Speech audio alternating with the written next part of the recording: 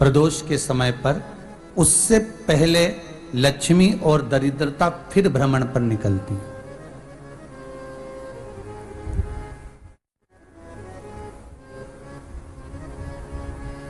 शिव भ्रमण कर कर जब वापिस आ जाते हैं, हिंदू धर्म में पीपल के वृक्ष की जो गणना वराह पुराण में करी गई है, 4 बजे से 7 बजे तक शिव के भ्रमण का समय बताया है शाम को। तो 7 बजे से लेकर फिर रात्रि 9 बजे तक लक्ष्मी और दरिद्रता फिर भ्रमण पर जाती है। इनका एक समय निश्चित है महाराज। भ्रमण कर कर आ जाना। अब इस बीच में जब लक्ष्मी और दरिद्रता दोनों निकल कर जा रही हैं, तो दोनों एक भाव रख कर जाती हैं कि आज हमको कहां प्रवेश करना है।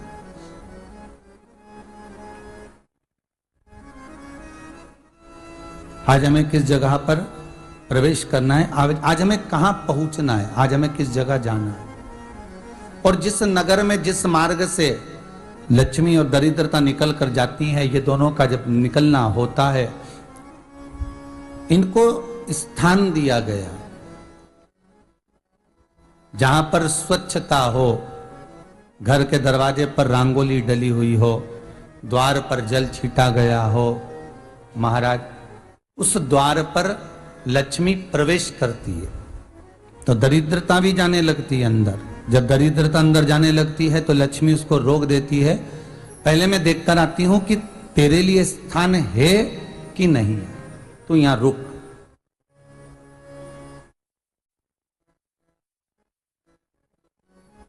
कुछ देर तक दरिद्रता बाहर खड़ी रहती है और लक्ष्मी जी की बड़ी बहन जब दरिद्रता बार बार अंदर जाने का प्रयास करती है तो लक्ष्मी जी कहती हैं, जीजी तू इतनी बड़ी होकर तुझे मालूम है, तू तेरा सम्मान होना चाहिए, आदर होना चाहिए, और तू अंदर चली जाए और कोई तेरा सम्मान ना करे तो कितना बुरा लगेगा, इसलिए तू बाहर खड़ी रहे। मैं अभी आई। अंदर जाती है और जब लक्ष्मी जी भ्रमण कर लेती हैं, अंदर प्रवेश कर कर आती हैं, और प्रवेश कर कर आती हैं तो दरिद्रता पूछती है चले अंदर। तो लक्ष्मी जी कहती हैं, तुझे मालूम नहीं है क्या जीजी कि जिस घर में मैं प्रवेश कर जाती हूं उस घर में फिर दरिद्रता नहीं जा सकती, क्योंकि ये तेरा वचन था, ये तेरा वचन था। अपन दोनों का जब मंगल विवाह हुआ था, मेरा विवाह जब नारायण के साथ में हुआ और तुम्हारा विवाह जब दुसाह मुनि के साथ हुआ, दरिद्रता का विवाह दुसा मुनि के साथ हुआ। जब अपना दोनों का विवाह हुआ था तो अपन दोनों ने एक वादा करा था कि जिस घर में लक्ष्मी प्रवेश कर जाएगी उस दिन फिर दरिद्रता नहीं जाएगी, और जिस घर में दरिद्रता प्रवेश कर जाएगी उस घर में फिर लक्ष्मी नहीं जाएगी। अब जब मैं अंदर देख कर आ गई हूं तो तू अंदर नहीं जा सकती, अर्थात लक्ष्मी के चरण जिस घर में पड़ गए उस घर में फिर दरिद्रता प्रवेश नहीं कर रही। चलते चलते फिर दरिद्रता ने देखा और लक्ष्मी जी इसको लेकर गई, और लक्ष्मी जी ने देखा कि इसके दरवाजे पर जल नहीं छीटा गया, इसके दरवाजे पर ना रंगोली डली है, इसका द्वार साफ नहीं हुआ है, इसके द्वार पर दीप नहीं है, इसके द्वार पर कलश नहीं है, इसके दरवाजे पर ढेर सारा कचरा पड़ा हुआ है, कोई स्वान कोई कुत्ता गंदगी भी कर कर चला गया है, कहीं बिल्ली ने गंदगी कर रखी है, कहीं जीवों ने कुछ गंदा गिरा रखा है। तो फिर लक्ष्मी जी कहती है, जी जी अब मैं होकर आ गई थी ना, अब तू जा, तू होकर आ। और दरिद्रता प्रवेश करती है तो अंदर जाकर क्या देखती है दरिद्रता कि इतनी सवेरे से मैं घूमने इनके दरवाजे पर आई और ये तो सब चादर तान के चकाचक गुर्राटा भर भर कर सो रहे हैं। तो दरिद्रता कह देती है, तुम्हारा भाग्य ही बेकार है, तो मैं क्या करूं, तुम ऐसे ही सोते रहो। और दरिद्रता गुस्से में बाहर निकल कर आती है, लक्ष्मी से कहती है, लक्ष्मी तू इसके घर में जाना ही मत। तो दरिद्रता को कहती है, जीजी तेरी बात नहीं मानूंगी क्या मैं? लक्ष्मी जी बोली, मैं तेरी बात नहीं मानूंगी, बिल्कुल नहीं जाऊंगी इसके घर में, तू चिंता मत कर, चल आगे चले। फिर आगे बढ़े। ये लक्ष्मी और दरिद्रता का प्रवेश है। आपके घर का द्वार आपके घर का दरवाजा। फिर निवेदन करूंगा एक बहुत सुंदर बात, हमें महाराष्ट्र से सीखना चाहिए, हमें साउथ से सीखना चाहिए, दक्षिण से। जिस समय पर भक्ति देवी यमुना जी के घाट पर रो रही थी अपने पुत्र ज्ञान और वैराग्य को गोदी में लेकर, समय देवऋषि नारद ने एक प्रश्न किया था कि तुम कहां पर पोषित हुई हो, तुम्हें ऊर्जा कहां से प्राप्त हुई? तो कहा मैं गुजरात से तो चली हूं। और वहां से चलती चलती भक्ति देवी कहती है मैं बहुत दुखी होकर, बूढ़ी होकर, द्रवित होकर, बड़ी दुख में वहां से चलते चलते जब मैं महाराष्ट्र में पहुंची तो मैंने वहां जाकर देखा कि वहां पर लोग हर पल हर घड़ी ब्रह्म मुहूर्त में उठकर स्मरण करते हैं, नाम जाप करते हैं और दरवाजे पर जल छीट कर रंगोली डालते हैं। तो कह रही है कि वहां पर मैं थोड़ी अवस्थावान होने लगी, वहां मुझे अच्छा लगने लगा।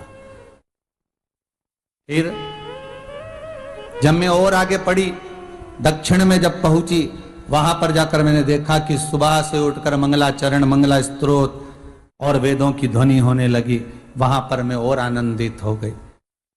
हमें कुछ चीजें महाराष्ट्र से सीखना चाहिए कि वहां रहने वाले जो भगत हैं, वारकरी संप्रदाय के जो भक्त होते हैं, वैष्णव जो धर्म के भक्त होते हैं, उनका नियम है सवेरे के समय घर में पानी है कि नहीं है, पर जब भी वो घर का दरवाजे के बाहर थोड़ा ना थोड़ा पानी तो छींट ही देते हैं। और छींटने के बाद फिर वहां पर अपने यहाँ तो दिवाली पे रंगोली बनती है जी, और वहां पर रोज की रंगोली बन जाती है कि कभी हो सकता है परमात्मा राह भूल कर हमारे घर में प्रवेश कर जाए, इसलिए वहां प्रतिदिन की रंगोली,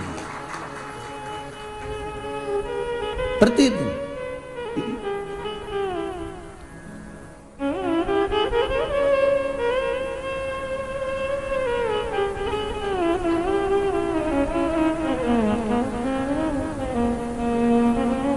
हमें सीखना चाहिए थोड़ा सा। आज के जमाने में तो बहू अपने कमरे की झाड़ू लगा ले, वो ही बहुत बड़ी बात है। हो खड़ी खड़ी बहू ये देखती रहेगी कि नौकरानी सही से झाड़ू लगा रही, वहां से लगा के लाओ, इधर से हेड के ले जाओ, वहां से कचरा सोरो, वहां से पोछा लगाओ। खड़ी रहेगी, उंगली से बताती रहेगी, पर इतना नहीं बनेगा कि सेविका से, नौकरानी से, दासी से कह दे कि तू मम्मी पापा के कमरे की लगा ले, मैं मेरे कमरे की लगा लूंगी, तू जा उधर। थोड़ा दया का भाव अगर होता तो उसके मन में भी आता कि मेरी बड़ी सेठानी तो अपनी जगह पर है, पर छोटी तो सेठानी की भी बड़ी सेठानी है जो मुझ पर करुणा करती रहती है। पर बड़ी तो कहे कि बेटा रहने दे, तू उधर ले जा, जब भाभी के कमरे में देख ले जा। उसके बच्चों का बड़ा फैलारा रहता ना, तू उधर देख ले जा, तो जरा उधर, मां उधर भेज रही है।